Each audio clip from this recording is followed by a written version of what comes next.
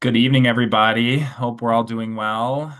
For those of you in the Northeast, New England, hope you're digging out from the snow that luckily missed Geneva this time. Um, my name is Stephen Simons. I am the Dean of Admissions and Financial Aid, and I'm joined by the true expert here, Lisa Hosky, our Director of Financial Aid. So, if you were on this call about a month ago, there's not going to be a whole lot of new information. But our plan for tonight is just kind of go through what to expect from a financial aid perspective, help you read your financial aid award. And if you have any questions, you can drop them in the chat at any time. You can message me privately if you want, or you can just put it in the chat for everyone. I will do my best to monitor the chat while Lisa is presenting, and then we'll both be available to answer questions as a group at the end.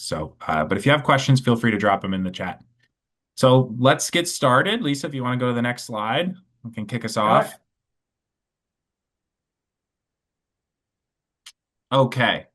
So my part of the evening is quick.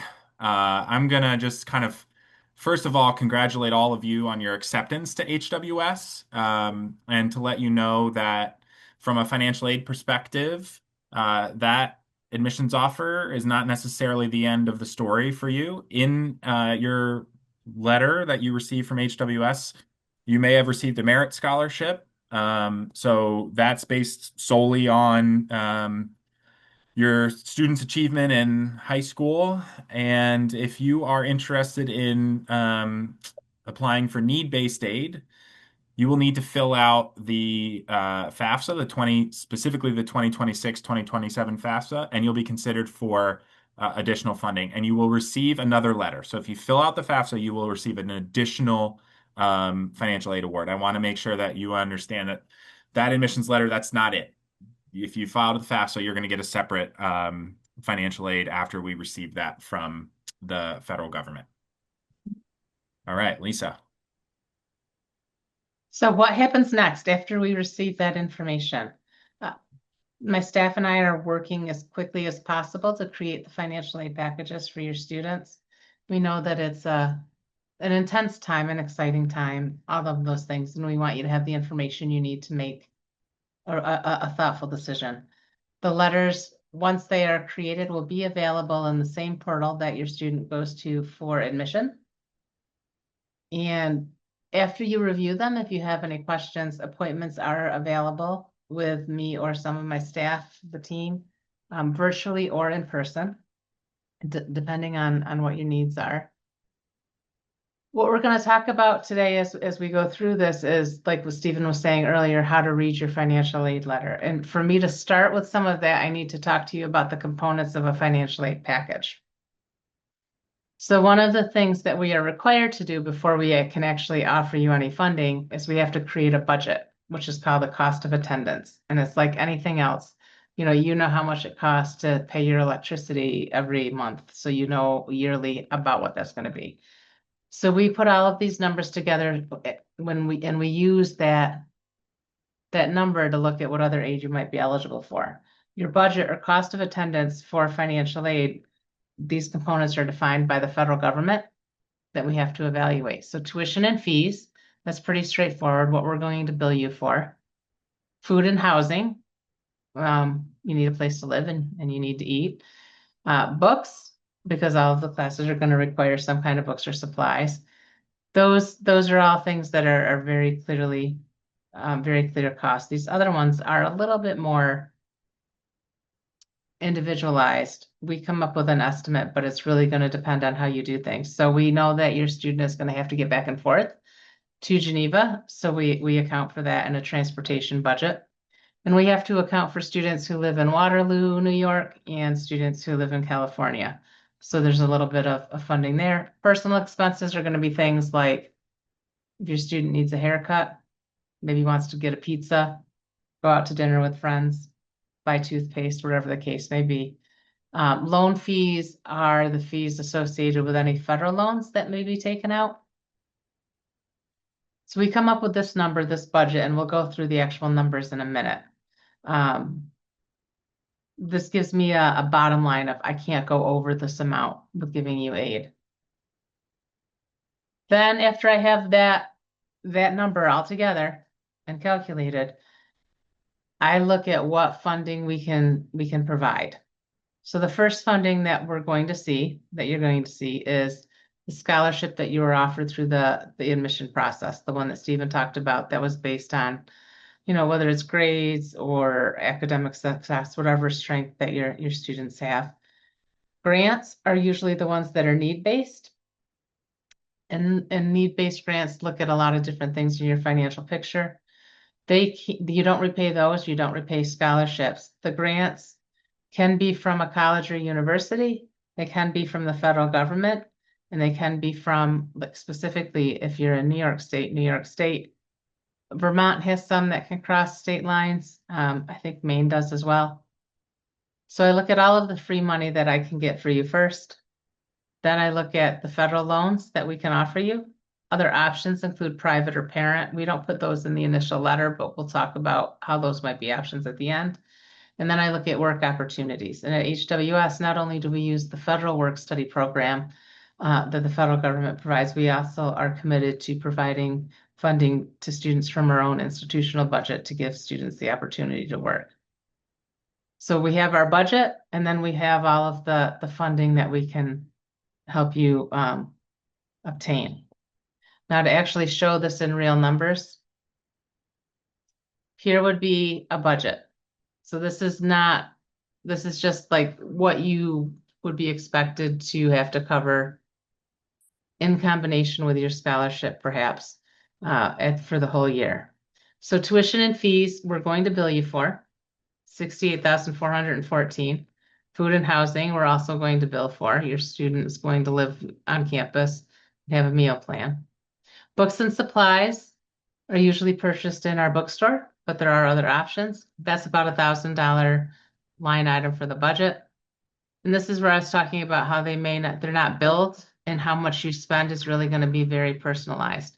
So personal expenses, $1,350.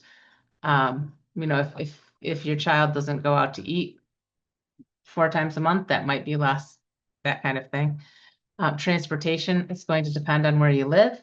So if you're driving your student here from Rochester or Syracuse, you're probably not going to spend $1,800 in the year. But we have to have a placeholder for that. And then the loan fees come out to about $70. So that's your budget, 91,302. In this particular case, I'm going to show you what a sample financial aid package may look like. So in this example, the student received a $34,000 scholarship, must have done well in school, maybe showed some leadership potential, whatever the case may be.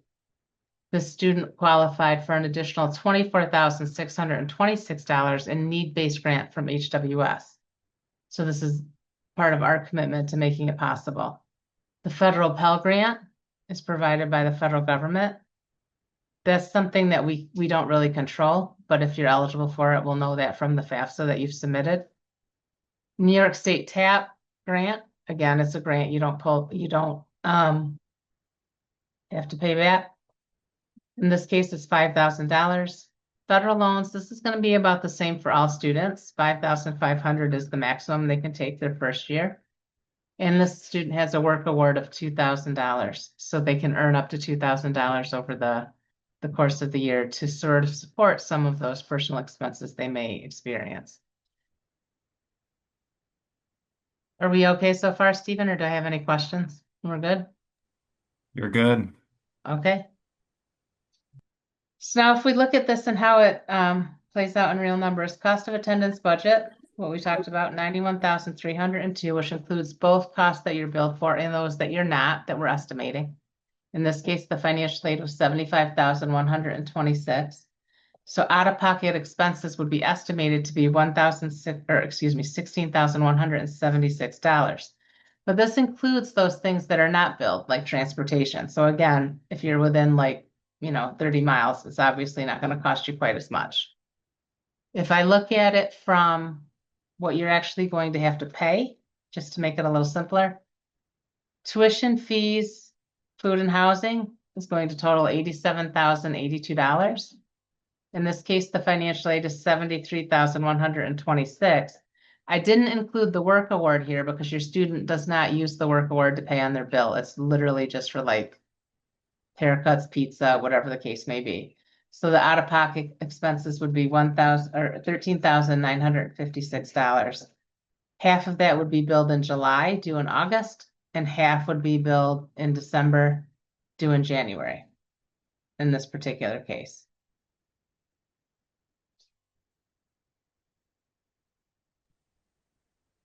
Lisa, I'll How's just that? The jump in real quick and just Sure. let people know that if they've received a financial aid award from HWS, it does provide both the billable, that's direct costs, Hmm. and those indirect costs. And so it Hmm. provides you with a couple numbers just to give you full transparency on what is both billed to the institution Hmm. and what's not. So you might see a couple numbers on there, and that might help you understand that that's why it's kind of presented differently. And those are, if I go back here, when we're looking at the costs, right? Um, you can see it in the tuition and fees. There we go. The tuition is going to be billed, the tuition and fees, the food and housing. The books may be billed, but they won't be for $1,000 if you buy them at our bookstore. These are the costs that are really, they're more individualized depending on how you choose to meet those expenses, whether it be your student maybe has money saved up for the summer, or you're just driving them to class instead of them getting on a plane. All right, so let's go back here. Now, one of the other things that I wanted to tell you about tonight is after you've gotten your package, your financial aid package, you maybe talked with Stephen or with me or one of our staff members to make sure you understood all of the details, the different funds. The next step in the journey is going to be the billing and payment options. So like I mentioned, bills are sent by semester in July and December. So you have different options for paying any balance that you may have due. In this case, it would have been that 13,000 number. You obviously will take a full payment by the due date, or you might want to use a 529 fund if you have one. We also offer a payment plan that is not a loan, but it costs about $30 a semester, and the earlier you sign up, the more payments you have to divide that over. So if you sign up in July, for example, you would have 5 months to break up the amount due for that semester. If you sign up later, it's 4 months, 3 months, that kind of thing. So the payments would be higher. You could borrow a parent loan. There are private loans that are available depending on various credit options, right? Like you might have, most of the time students are required a cosigner, but that is an option. Or you can do a combination of all of these options. Every family is a little bit different.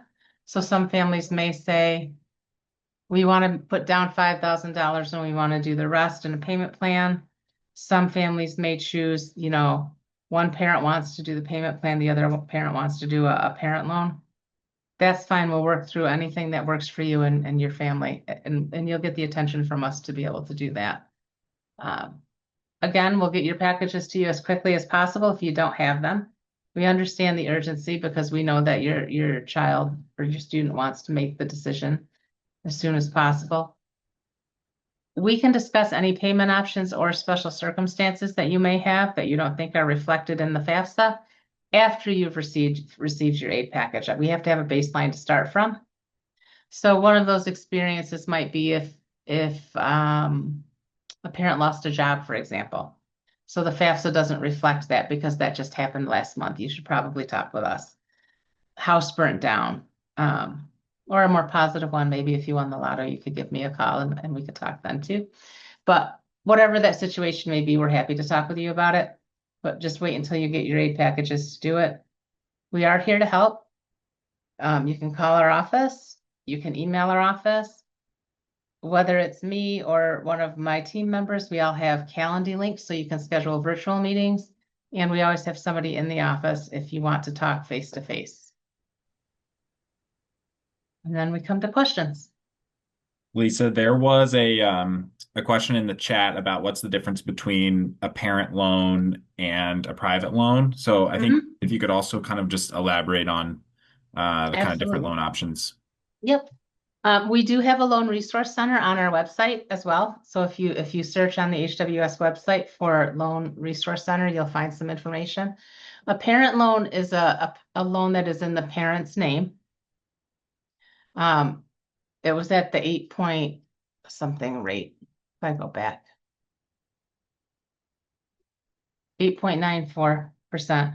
It's simple daily interest. It doesn't look at income to debt ratio. It's only going to look at your credit history. It and you can take out up to $20,000 a year in the parent loan for a total of 65,000 over the 4 years per student. So there is a limit. That's new with some of the new legislation that's passed. That's one of the options. Private loans can be in the parent's name or the student's name. Most are in the student's name, but most require a cosigner. So there's some protections in the parent loan program, the federal parent loan program, that don't exist in the private loan programs. Protections against death and disability, for example. Some private loans have that, all federal parent loans do.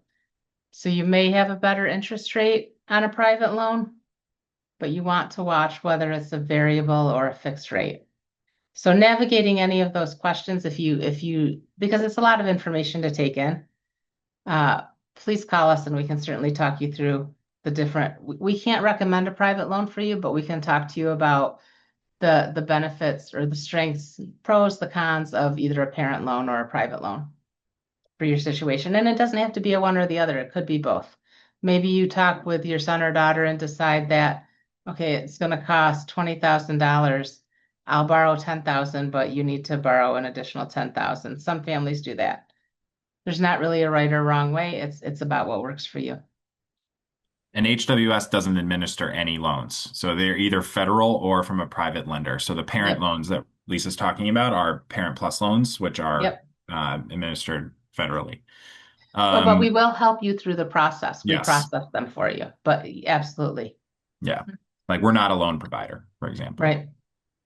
There's a question in the chat about the difference between grants and scholarships. So Yep. it's pretty straightforward. Grants are need-based aid, scholarships are merit-based. So Mhm. one thing that's important to know is if you have a merit scholarship at HWS, it's not going to change throughout your 4 years as long as you're enrolled full-time. Yeah, Mhm. question about whether you need to maintain a minimum GPA, et cetera. You don't. You just need to be in good academic standing and be enrolled full-time.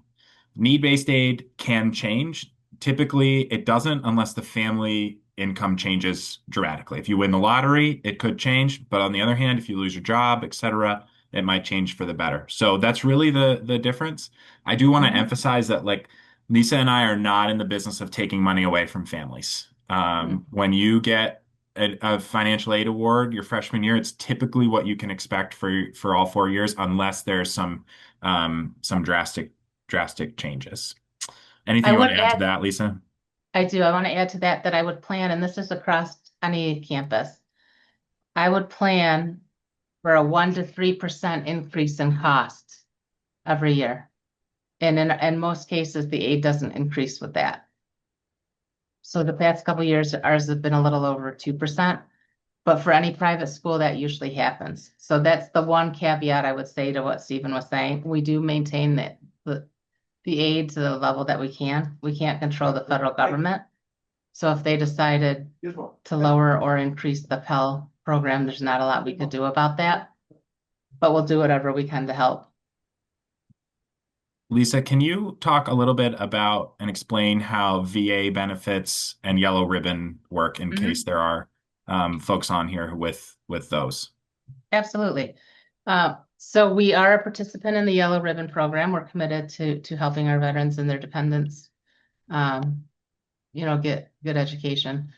So what will happen, a combination of any merit scholarships, veterans benefit funding, and Yellow Ribbon funding will not exceed tuition and fees. So it'll be the combination will be limited to $68,414. So you have to submit a certificate of eligibility to our registrar's office, or you can send it to me and I can share that with him. Um, that shows us what benefits you're eligible to receive. If you're getting Chapter 33 or post 9/11, that takes you up to the $68,414.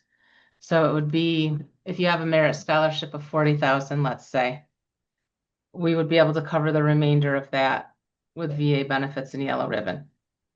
You could also qualify for Chapter 35 benefits, which are benefits we would have to certify, but actually get sent to the student for living expenses. And that is something that doesn't impact your aid at all. It's just something that you have available, the student would have available.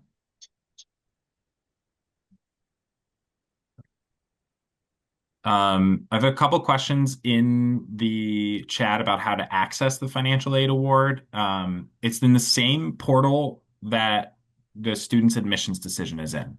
So wherever you go to view your admissions decision, where you checked your application status, that is where, if you've received a financial aid award, it should be in there. Not everyone who has filed the FAFSA at this point will have a financial aid award. And if you're wondering about the status of that, feel free to reach out to your admissions counselor. But that portal is where you would go to access that. Lisa, I have a question about the payment plans. 10 Mhm. months is the maximum, right? There is not a payment plan that goes beyond, there's not a Right. 12-month payment plan, for example. No, it's per semester actually. So you'll have to pay $30 each semester. So you could probably have 3 to 5 months in the fall or 3 to 5 months in the spring for a Okay. total of 10 months. Yes. There's also a good question in here about essentially, it seems like, when we're providing need-based aid, are we adjusting for inflation? Inflation is already accounted for in the calculations done in the FAFSA. So we look at your whole situation in a very holistic manner. Like one of the questions that will come up, for example, might be how many siblings, like if you have more than one child in college. That's something while not directly impacted by the FAFSA, it lists on the FAFSA, and it's something that we'll look at when we're preparing your financial aid package. How that impacts your situation is going to depend on a lot of different factors. Let's see. I'm just trying to make sure. And when we talk about financial aid, this question is in here, Miranda. When we talk about financial aid, we're talking about both merit and need-based aid, and the whole thing, all of that Lisa's Mhm, gone through. But mhm, grants are particularly need-based. So grants mhm, are a part of financial aid, just like merit scholarships are a part of financial aid. mhm, But grants are particularly need-based. That's what's determined by the FAFSA. There was a question in here about stacking, Lisa. So if a mhm. merit scholarship is received and then a student receives an outside scholarship, do we reduce the merit scholarship amount that's originally given? We do not reduce the merit scholarship. Depending on how big the scholarship is, there could be other implications. So if there's a way for me to not exceed the cost of attendance and still allow the student that full benefit of the outside scholarship, that's what I do. The next thing that we would look at if I had to make an adjustment, because I could never go over that 91,302, no matter what. If I do have to make an adjustment because of need-based regulations or because you're going to get more than that, tuition benefits come up in this too, like if you work for another institution. The first things that I look at reducing are going to be what we call self-help, which is the work and the loans. And then if the award is so big, which if this happens once a year, I'd be surprised because it doesn't happen often. If the benefit that you got or the award that you got was so large that it started, if it ate through all of the work and the loans, then I would have to start looking at the HWS grant next. So Right. I do it to the best interest of the student is the bottom line. There is so a couple questions in here kind of related to the components and scholarships, et cetera. Mhm, So I just want to reiterate a couple things. mhm, When we're producing a financial aid award, the only thing that we use to produce that is the merit scholarship that student was initially given, and then the information that's on the FAFSA. So that's the component mhm, that we really need is the FAFSA. mhm, If you haven't submitted a FAFSA, you won't receive a financial aid award. You'll only receive a merit scholarship. mhm, And at this point of the year, merit scholarships, we're finished with that process. There are no more If you haven't received a merit scholarship in your letter, whether it's including specialty scholarship, arts, centennial, civic, MELI, etc., that's it. So that's your merit scholarship. So there aren't any more that Mhm. you can apply for. You were considered for them, and you may or may not have received them. The only piece that's left, if you haven't already done that, is the need-based aid, which is the FAFSA. Um, and there were very few scholarships that required any additional application. That's a great question. It was typically just what you submit on your application, though there were a couple competitive scholarships. Um, if outside scholarships are awarded, do they need to be reported and how are they accounted for, Lisa? Yes, they have to be accounted for and you have to let us know. And it's awarded the same, it's like the question I just answered a few minutes ago. First, if I can put it on and not go over the cost of attendance, the 91,000, I'll do that. Other than that, if I have to remove any aid, I'll start with work and loans. And whether you notify us, I mean, it's best if you notify us so we can make it as accurate as possible when you get your bill. But if for some reason you forget or don't notify us when the checks come in, student accounts is going to notify us anyway, and then we'll have to do it retroactively. So will there be a refund to the student if this outside scholarships exceed the cost of attendance? Only if I have removed all of the things I can remove first. Like that would be a very rare situation that it would happen. No. And then I do want to make a point about this. These scholarships are applicable. We call them 4-year scholarships in the sense that they cover you for 4 years, your merit scholarship, but they're 1 year at a time. So if Hmm. you graduate in 3 years, it's not like it's a lump sum that you get at the beginning that you can distribute out over 3 years. It's a 1 year kind of essentially it's a 1 year renewable Yeah. scholarship guaranteed for the time that you're enrolled at full time at HWS. So if you're not enrolled, you won't receive it. If you are, you will. But it's not like a lump sum that you can kind of distribute over a different amount of time. I think Well, you'll that's receive it for 4 years. Anything beyond that would require an appeal. correct. Yeah. Do we consider the CSS profile, Lisa? If you submit it and you think it's more reflective of your situation, I'm happy to look at it, but it's not required. And there are some other things that we haven't really touched on, like summer classes or, I mean, short-term study abroads. Do you want to talk a little bit about that, Lisa? We don't do any aid for those. Correct. Well, But there, study abroad for a semester, they could still take their aid. yes, But summer study abroad or like winter terms, we do not aid for. right. But there are kind of other things students can use to pay Mhm. for some of that stuff. There's fellowships, things through career services, other things that aren't kind of don't live in the financial aid world, but are ways that students can pay for experiences like study abroad if it's not a semester-long experience.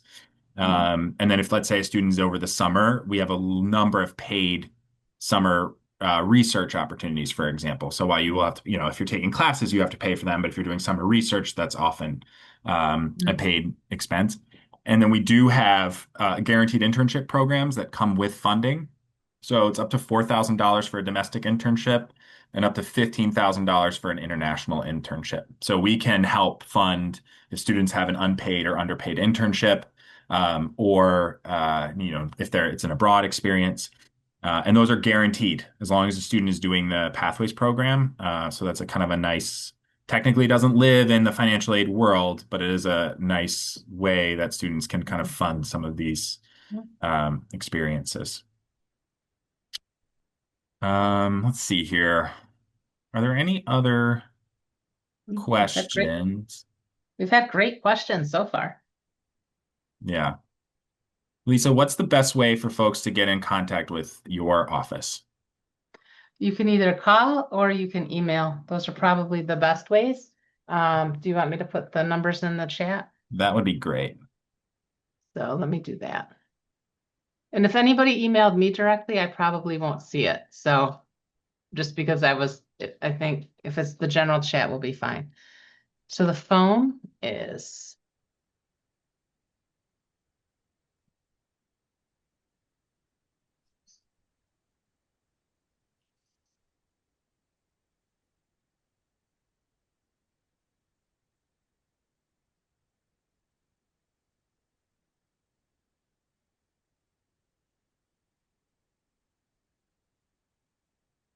And my email is, I'll put my email in there as well. Thanks. Hmm. Um, Lisa, when does the process for the payment plan start? As soon as the bill goes out, which will be the first, usually it's about the first week in July. So, Awesome. and oh, this is a point that I didn't make, and it's really important actually. You're going to want to have your student check email because we bill through email. We don't, there's no paper bills that are sent. And regardless of whether you do the payment plan or not, you can have your student sign you up as what's called an authorized payer through Nelnet. And at least whether you're making payments or not, it at least gives you access to be able to see everything that's going on the account. So not that anybody on this call would have it happen, but if your student say got a parking ticket that they were telling you they owed money for, you'd be able to see that. Um, Christina, great question. I hope to see you on Saturday at the Admitted Student Day. That's a great segue into we have four Mhm. upcoming admitted student days that are coming up, and Lisa and her team will be at all of them, and they will be tabling, and they will also be offering individual appointments that you can pre-register for. So you can, I sent out a few emails, um, and so if you didn't receive that, shoot me an email or shoot Lisa an email and she can help set you up. But we would love for anybody who wants to come and visit campus and set up an appointment. But also, if you can't make it to an admitted student day, Lisa, her team, myself, we're available throughout the year. Lisa, there's also a question in here about kind of how the costs are calculated Mhm. for the academic year, and if you take fewer credits in a semester, does what happens, I think, when in Yep. that case. So the examples that I'm showing you are based on full-time enrollment, which is going to be 3 or 4 classes here at HWS. If your student is at halftime or less, then yes, it would be per credit hour. Aid would be adjusted accordingly. So you can't drop to halftime and still get the full scholarship, for example. And under halftime, you wouldn't qualify for federal loans. So that's something we work on a case by case basis. If we have 6 of those a semester, I'd be surprised. We don't have a lot of situations where that happens.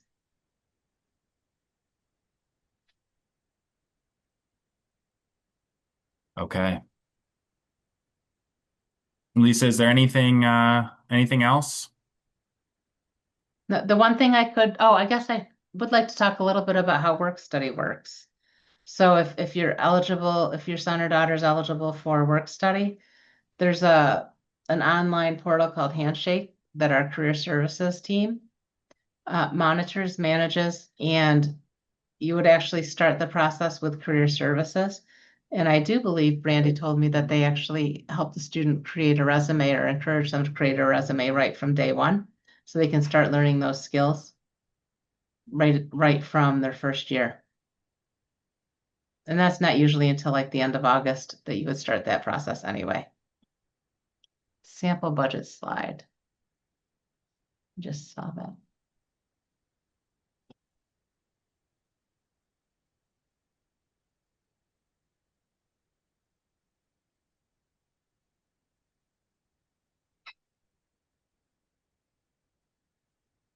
This is really the budget is going to be pretty much the same for everybody. It's the aid package that's going to differ based on your merit scholarship and based on the demonstrated financial need that shows up through the financial aid form, the FAFSA.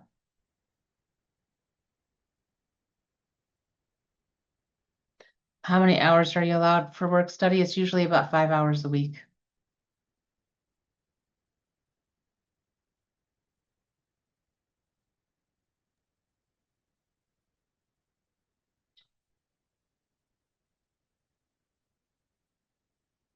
There are work study only applies to campus jobs, but there are a number of employment opportunities that aren't work study that are both on campus and off campus. So you can work on campus without a work study job. Just want to emphasize that.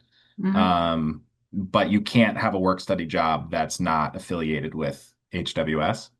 You can work off campus. Geneva's got a number of great places to work, to intern, all within walking distance, even if you don't have a car. If you have a car, there's a number of places you can get to as well.